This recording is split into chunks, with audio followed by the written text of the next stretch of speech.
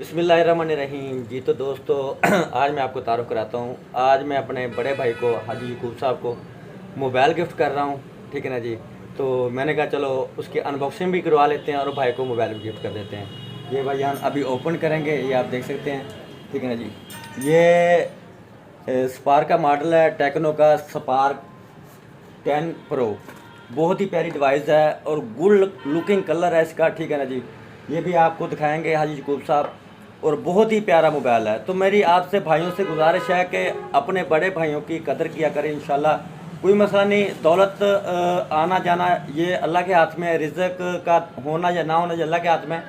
अपने से आपसे बड़े की रिस्पेक्ट किया करें, अपने भाइयों की इज़्ज़त किया करें, आपसे बड़े की इज़्ज़त किया करें। ये देखें बहुत ही प्यारा मोबाइल है, ये बहुत ही गुड लुकिंग मोबाइल है, ठीक है ना। अल्लाह ताला भाई के नसीब करे, ठीक है ना जी।